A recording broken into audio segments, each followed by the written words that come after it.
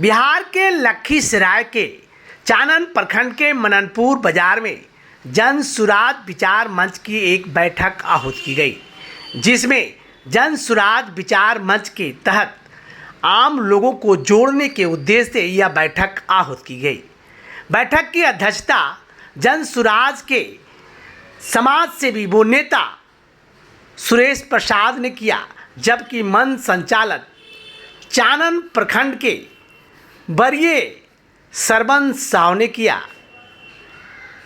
इस मौके पर चानन प्रखंड के व्यापारी, शिक्षक, सामाजिक कार्यकर्ता काफ़ी संख्या में उपस्थित हुए।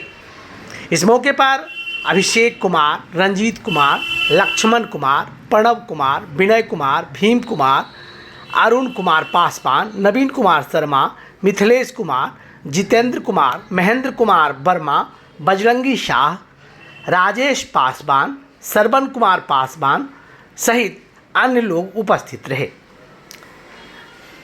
लखीसराय में जनसुराज विचार मंच के लगातार प्रखंडों में दौरा शुरू हो गया है। सुरेश प्रसाद लगातार जनसुराज विचार मंच के माध्यम से जनसुराज में सही लोग, सही सोच और सामूहिक प्रयास से आगे बढ़ाने के जद्दोजहद में लगातार जुटे हुए हैं। जनसुराज विचार मंच के नेता सुरेश प्रसाद ने कहा कि लखीसराय के सभी प्रखंडों में जनसुराज विचार मंच के लगातार बैठकें हो रही है।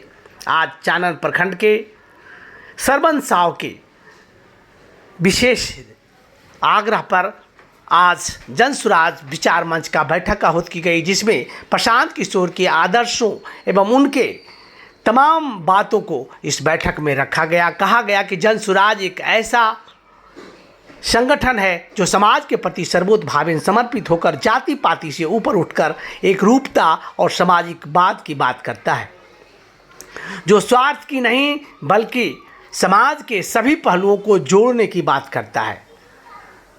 ये दल नहीं, और दल के बनने के पहले तमाम लोगों के साथ एक राय विचार और मशवरा लिया जा रहा है ताकि अच्छे लोग संगठन से जुड़ सके। कार्यक्रम का संचालन कर रहे सरबन साव, जो लाल मेडिकल मननपुर बाजार से, उन्होंने कहा कि जनसुराज प्रशांत किशोर इसके सूत्रधार हैं, जो समाज के निर्माण में, बिहार के निर्माण में और लोगों को एक नया रास्ता दिखाने के एक अच्छे पहरुए हैं, जो अपना बिहार को बनाने में एक नया आयाम स्थापित कर सकते हैं। इसलिए जनसुराज से आप लोग जुड़ें और जुड़कर एक नया बिहार बनाने में और बिहार को एक नया दिशा देने में हम लोग अपनी भूमिका निभाएं। और इसी उद्देश्य के साथ लगातार सुरेश प्रसाद लखीसराय, रामगढ़ चौक, सूरजगढ़ा के बाद आज चानन प्रखंड पहुँचे और चानन प्रखंड पहुंचकर जनसुराज के तमाम लोगों को जोड़कर जनसुराज के नियम और उनके जो आदर्श हैं लोगों के बीच बताए जा रहे हैं, ताकि जनसुराज से लोग जुड़कर अपने बिहार का नव निर्माण कर सके, अपने बच्चों के भविष्य को बना सके। और इसी उद्देश्य से लगातार बैठक की जा रही है। सरबन साव ने कहा कि सुरेश प्रसाद जी लगातार जिले के विभिन्न कोनों में बैठकें कर रहे हैं और ये बैठक बिल्कुल सकारात्मक तरीके से हो रहा है। वहीं दूसरी तरफ संविधान सभा के लोग भी इस बैठक में शामिल हुए, जिसमें लाभानंद, आकाश कुमार देर से पहुंचे, लेकिन संविधान सभा के सदस्य भी इस बैठक में आए और बैठक की सराहना किया। कहा जनसुराज अपने अलग अलग मंचों के माध्यम से लखीसराय के विभिन्न गांव में, गलियों में, कस्बों में लगातार बैठकें कर रही है, ताकि बिहार के नव निर्माण में कोई कोर कसर नहीं रह जाए। सरबन साव ने यह भी कहा कि लखीसराय में जिस तरह से सुरेश प्रसाद जी जनसुराज का झंडा लेकर गांव-गांव घूम रहे हैं, वो अपने आप में बहुत बड़ी बात है। सुरेश प्रसाद समाज सेवी ही नहीं बल्कि समाज के प्रति सर्वोतभावेन समर्पित रहने वाले एक ऐसे व्यवसाय हैं जो समाज के निर्माण में और घरों के निर्माण में इनकी अहम भूमिका रही है। लंबे अरसे से गैस एजेंसी के संचालक रहते हुए हर घरों से जुड़े रहे हैं। खासकर हर घरों से इनका जुड़ाव ये बतलाता है कि वो समाज के लिए लगातार कार्य करते रहे हैं और फिर जनसुराज के माध्यम से समाज में एक नया निर्माण करने के लिए, समाज का नया आयाम देने के लिए उन्होंने जो कदम उठाया है वो अपने आप में बहुत बड़ी बात है। और लखीसराय में सुरेश प्रसाद जी जैसे प्रशांत किशोर के आदर्श पर चलने वाले अगर साथ आ जाए और इस तरह से मेहनत करे वो बहुत बड़ी बात है। सरपंच साहब ने ये भी कहा कि चानन नक्सल प्रभावित इलाका है और इन्हीं के दिशा निर्देश पर आज जन सुराज विचार मंच की बैठक हुई है। जन सुराज विचार मंच लखीसराय में लगातार 5-6 बैठकें कर चुकी है, खासकर टाउन क्षेत्र में। ये ग्रामीण क्षेत्र की बात की जाए तो ग्रामीण क्षेत्र में रामगढ़ चौक, सूरजगढ़ा और आज चानन प्रखंड में ये जन सुराज विचार मंच की बैठक हो रही है, जिसमें काफ़ी संख्या में लोगों ने शिरकत किया और अपनी अपनी बातें रखी है।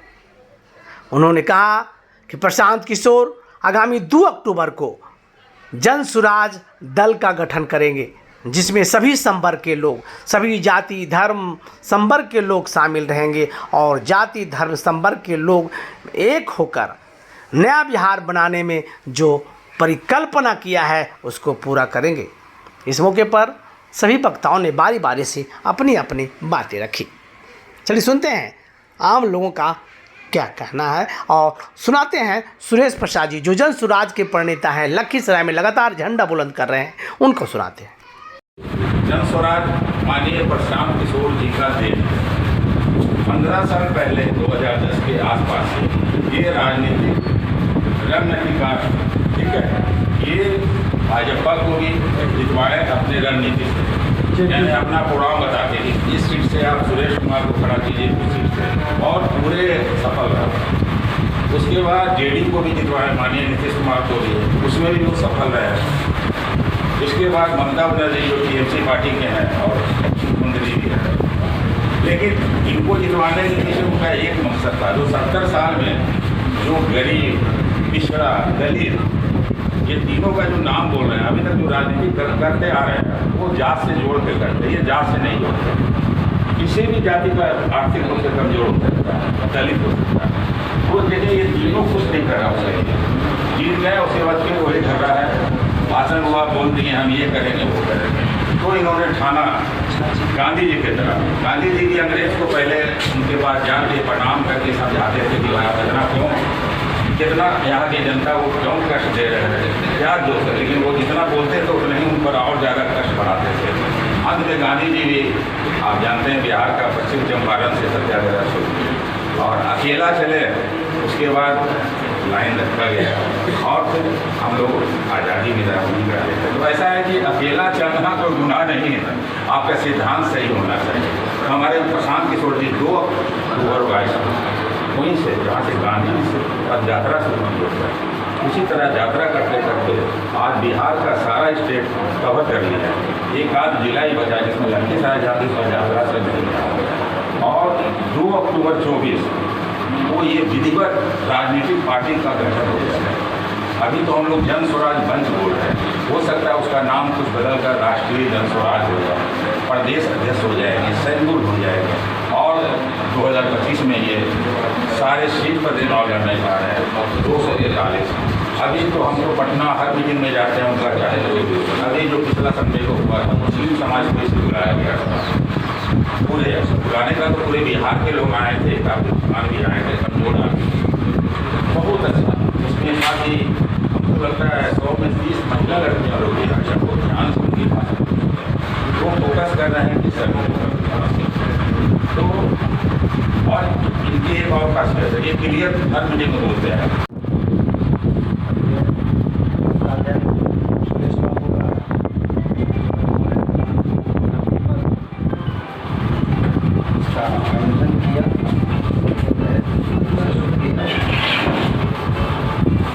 चाहूँगा बीच में आए हुए पंचायत समिति पर नीचे इस बारे में अपना